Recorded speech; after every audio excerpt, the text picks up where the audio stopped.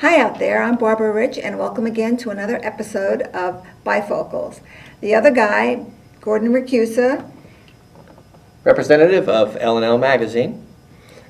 And today we're going to be looking at some of the more trying times in our nation's history. I've always found it interesting that it seems like this is true throughout the world, every culture. People are really always at their best when disaster strikes.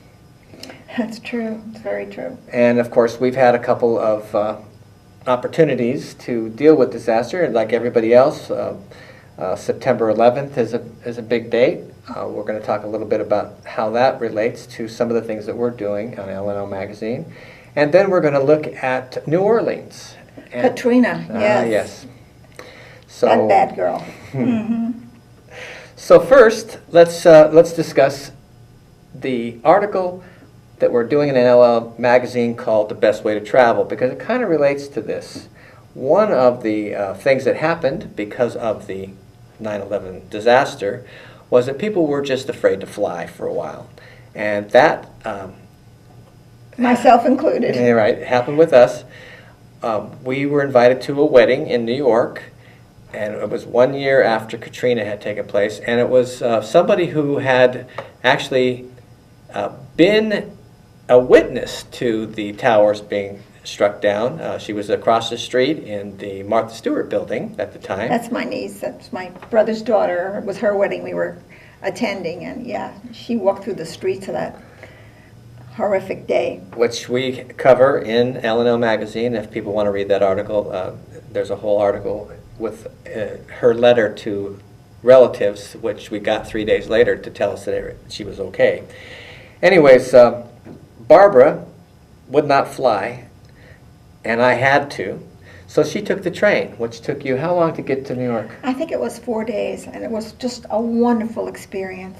I mean, you must go in a compartment. I mean, that's a must. Because you never know who's going to be sitting next to you, baby crying, or God knows what, on a trip that long. But if you have your own compartment, and you get to go to the wonderful dining area, and you have your own little private, bathroom, and just that rocking back and forth as you watch the United States go by through your window. It's a most wonderful experience. And you told me that you could lay there at night and just look out and just see the stars in the sky. Oh, it was just wonderful. Yeah. It was all of America. The dumps, the hanging clothes, and then the beautiful mountains, and just great. Absolutely great to experience, that. So we'll talk about New York at another time, perhaps, and maybe train travel as well, which we'll also cover specifically in our Best Way to Travel article in the L&L Magazine. But for today, let's talk about one of our other trips. We talked about Mexico last time. We drove from Boise all the way down to Cabo San Lucas. Yeah. But the next year, for some reason, right after Katrina took place, we were invited to go to New Orleans. And we drove down to New Orleans. Who invited us? I decided I wanted to go there. Well, we were invited by the people who canceled our original trip. Remember, they said we couldn't come the first time. We had a timeshare there. That's right. The year before, they said, sorry, there's been a hurricane. That's right. You're right. Yeah. So we took the offer and we went down to New Orleans 1 year after Katrina, and we talked to these people. Hello, folks. We took a drive down to New Orleans about 1 year to the day after the Hurricane Katrina devastated the area. And in light of the new threats that we are seeing in the area now, we decided to resubmit these interviews with some local residents. This was my first trip down there, but Barbara had been there several times previously. So what struck you about this particular trip? Well, I just love New Orleans. Everything about it appeals to me. I love the nightlife. It's kind of like an adult Disneyland. And everything in the tourist area seemed to be virtually untouched, so nothing was different for me. It really wasn't until we traveled into the district area that I began to notice the complete and utter devastation of that area. That's a good style.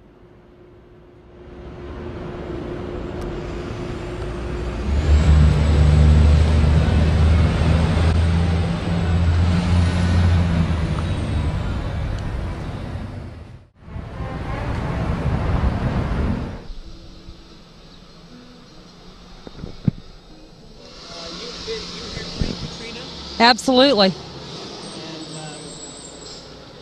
could you tell us how things have changed? How things have changed. Well, when we came back from Katrina, it was like a ghost town. And with all the negative publicity that we've had from the media, we haven't come back as quickly as we should have.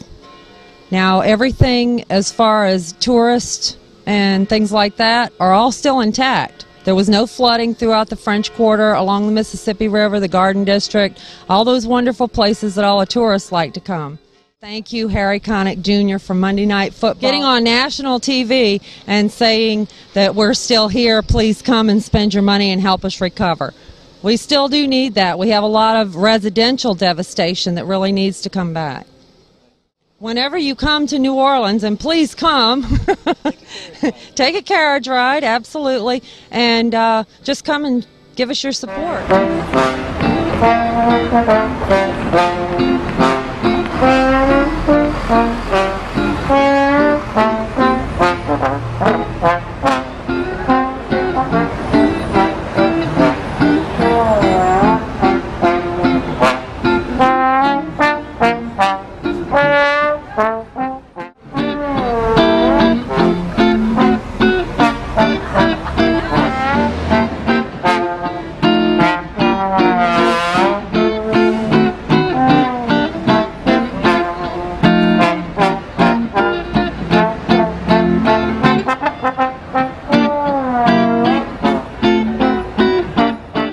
For going on camera, I just wanted to ask you, how long have you lived here? My whole life, 46 years. And what is your name? My name's Nick Molina. Nick Molina. How long have you been a street musician? Oh, about 12 years. And how are things doing since after Katrina? Are we on the upswing? New Orleans is definitely on the upswing. It's slow but sure. It's happening. It's happening as we speak. Every second, every minute, we're moving up. Well, thanks a lot. I really appreciate it.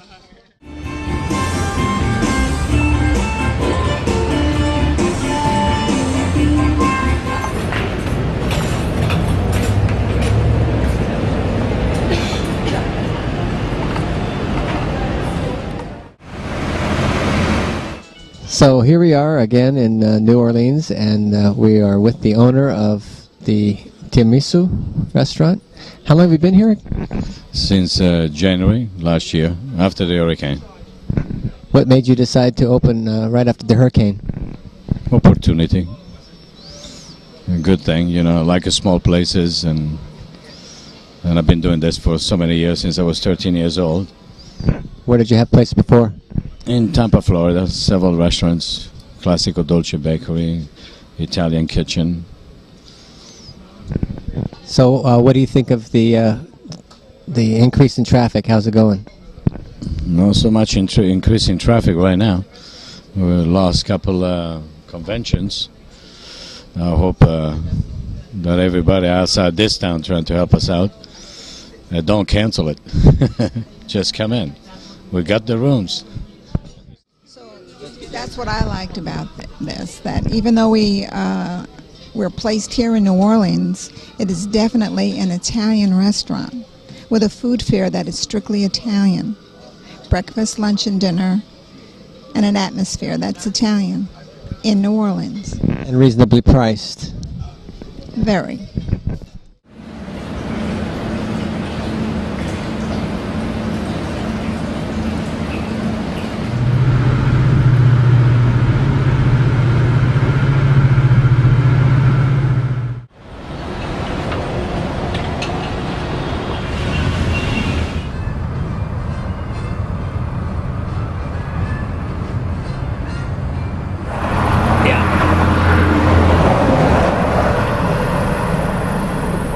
of luck is that?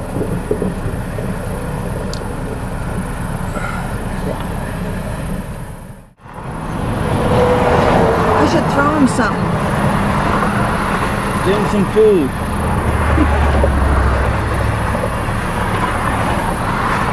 That's enough for him. Here he comes.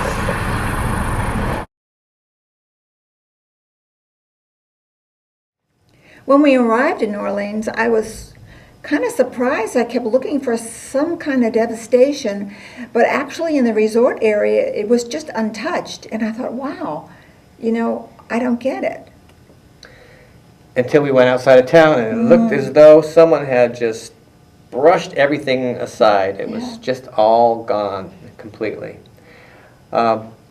We did, of course, meet somebody who lived through that from New Orleans. When we were in Boise, Idaho, we had Bifocals there, and we met a gentleman who lived through Katrina and told his story on our TV show.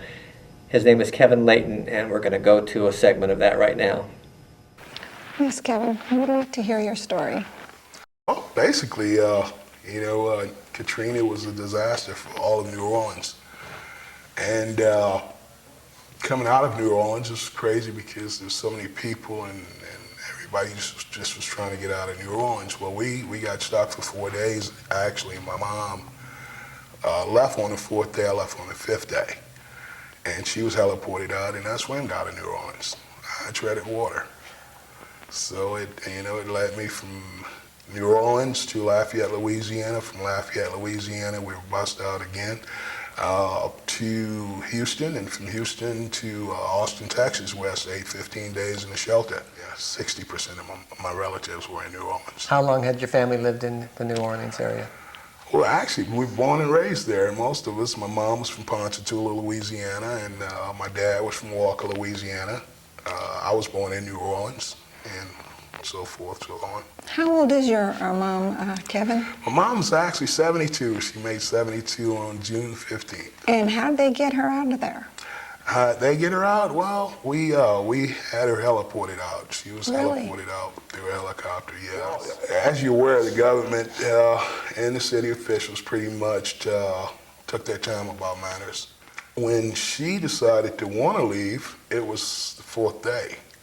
And the only way we got her out, because the water was over her head, we had a skiff that we had used to go 6 blocks to the avenue, which is Carrollton Avenue, and Earhart. So one morning, 4th morning, we were leaving out and she was on a skiff, and I seen the Coast Guard circle around in a helicopter, and they dropped out the booney, and a guy came down and they pulled all the women and children up that was out there. And they said they were taking her to the airport, which I found underneath a bridge on the causeway with about 4,000 other folks, and people were dying, and there was several bodies, and just How no far food. out of from where you lived was the airport, and where Well, did the you end up? airport was actually in Kenner, Louisiana, and where they had the helicopter dropped her off was like 3 miles from where we actually resided. When I actually got to the area, because I heard that's where they were sending folks out at, they had so many people there, and it was just thousands of people, and everybody's waiting on a bus out. Kevin, how did you get there with all that water? Well, actually, I treaded water for 3 miles.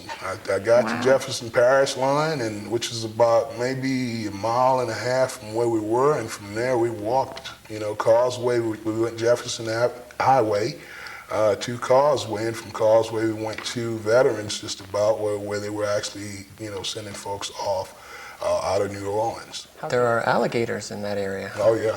Yeah. And did you have any experience with it? Snakes. Snakes? Yeah, grass snakes, lawn snakes. I saw a snake and I flicked it with my stick. I had a little walking, I call it my Moses stick. And we kind of, used that stick to kind of protect us as we went through that water. But that wasn't the hardest part, dealing with it. We saw bodies, we saw animal carcasses, and it just was a nightmare. It was an experience that I don't want anybody to ever have to go through. So you found your mother, you say, under a bridge. Yeah. That's a freeway bridge? It's actually a bridge that crosses over the interstate going into Veterans Memorial. and right to the big mall, the Lakeside Mall. So you guys might have heard of the Lakeside Mall when you went to New Orleans, but this bridge actually crosses over the interstate, and we were right on the interstate underneath the bridge with about 4,000 or 5,000 people.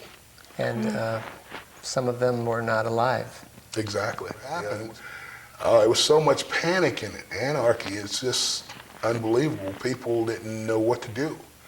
They had just about lost everything in a matter of hours. And, and it's just unfortunate, that people had to go through that. But it's one of those deals where you really don't know what's going to happen tomorrow, And what about your dad? Did you say your dad was ill? When they rescued him, I should say, he was up to his neck in water in his house. Yeah, so he was an Alzheimer's patient, and he immediately was evacuated to a medical shelter. And it took us 3 months to find him, even after we were safe in Idaho. And my dad's birthday was on the 22nd. We found him on the 21st of October. And because he was transported to Alexandria, Louisiana, to a medical shelter, they told me he had taken a fall, and he hit his head. He was 84. And when he fell, he developed a blood clot on the brain. So they had to rush him back to New Orleans to the Two-Roy Infirmary, where he underwent 3 surgeries. He didn't make it from the 3rd surgery, so my dad's no longer with us. So indirectly, it was a result of Katrina. Yeah. What positive has come from this whole experience for you? Anything? Well, I feel I'm a little closer to God. That's the first thing. I give God all the praise because he's definitely been there for me. And, it's like you can have a conversation with someone and they're not listening, and it just kind of goes in one ear out the other. Well, he's not like that. He's answered my prayers, and I thank God for that. We don't want to compare what's happening to us in this next segment with what happened to Kevin. But, as you know, things that can go wrong generally do go wrong. And as we prepared for the upcoming Olympics in Rio de Janeiro, we decided that we would take a trip down to South America where neither Barbara and I had ever been before. This year, it was her turn to pick the locations. I can't tell you how excited I was approaching my dream vacation in Rio de Janeiro, Brazil, to move on to Iguazu Falls, one of the greatest falls in the world, and then on to Buenos Aires, Argentina, the famous land of the tango. Having traveled greatly through Europe, there were some things we didn't know about traveling to South America. Here's Brazil's immigration website in Los Angeles. Visas are $160 a person, and Argentina's visas are about $80 a person. It was an arduous process which required us to drive to Beverly Hills twice to this location.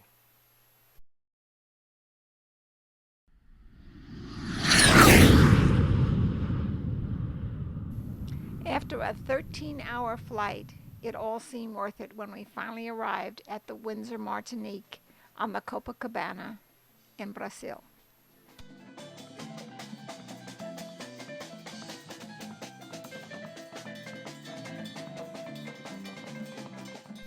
It was a gorgeous day.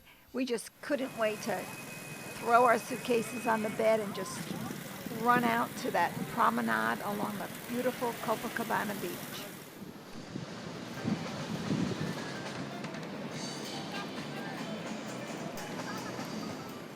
There always seems to be a fort and some huge cannons every time you get to a famous harbor.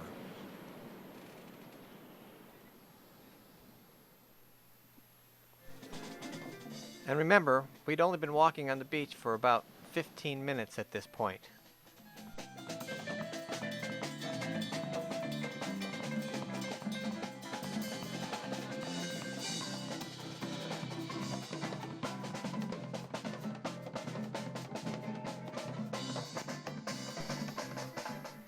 Well, my trip to paradise was very short-lived. Before I knew it, I had seen some skateboarders, and there I went. I had fallen hard on my hip. The next thing I knew, I was here. By Brazilian standards, this hospital was supposed to be one of the best. However, by United States standards, that was not true. After 8 hours of being poked and prodded and 27 x-rays, not knowing because I could not speak Portuguese and no one seemed to be able to speak English, I finally was released, having been told that there was no fracture or break.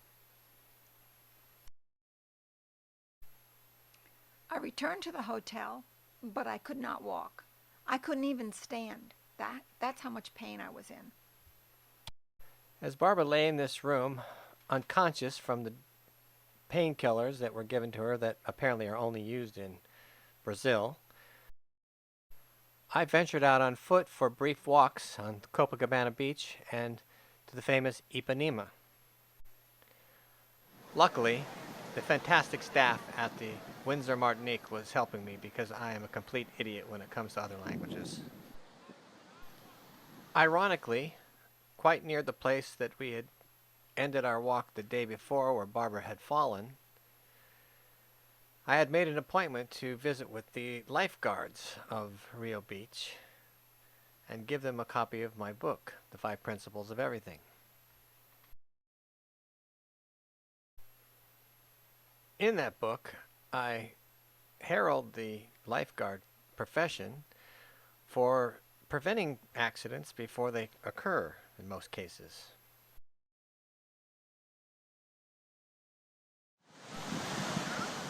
Our hotel room was ideally located right next to these beautiful beaches. And just if I hadn't been able to walk to and from the hotel room and meet these appointments, I really wouldn't have seen anything of Rio de Janeiro.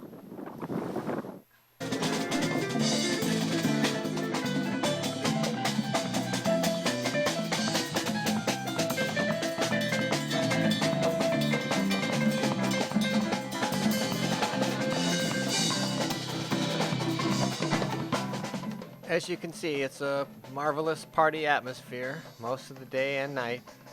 And of course, the World Cup was on its way and the Olympics is just around the corner.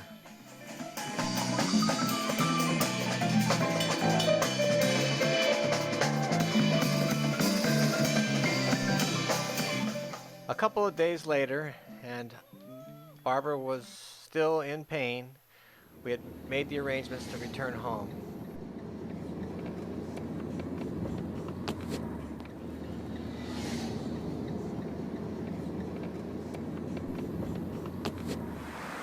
This bus drive is all she got to see of her favorite tour destination, Rio de Janeiro.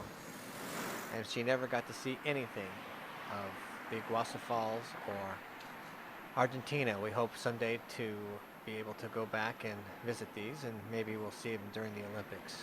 But this is it.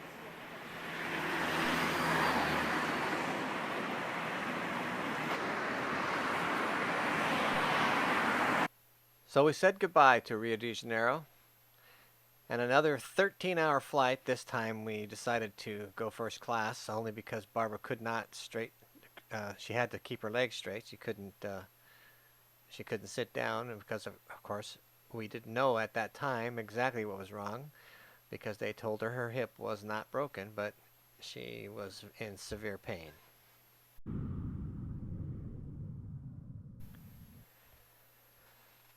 So we watched the sun set and took off. And as you may remember, Barbara is a little bit afraid of flying.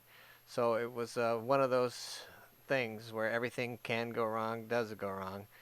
There was a lightning storm in the air.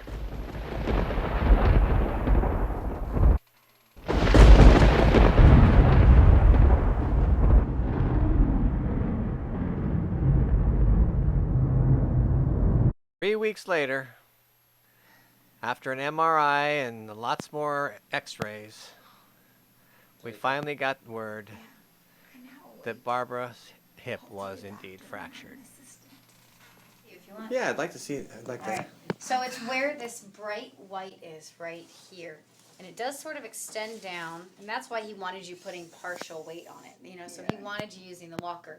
Okay. Okay. I hope someday to return to my dream destination, hopefully before my 10-year visa is up. We're sorry we don't have time to cut back to the studio, but we wanted to show you this one last trailer of a movie that depicts a real-life adventure of one family in a natural disaster. It's one of both Barbara and my favorites. Go get it, Lucas!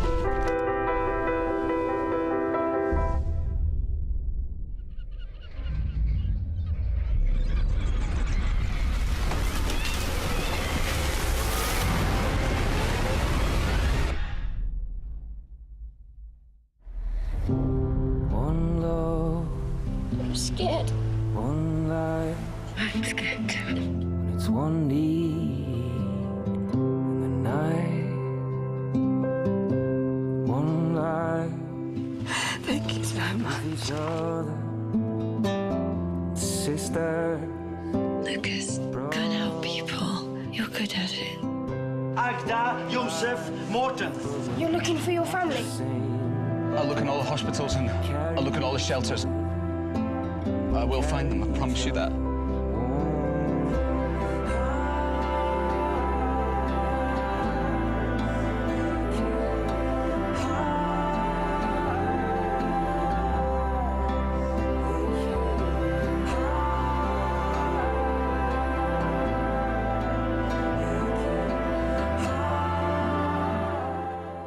The Impossible is now available through pay-per-view sources.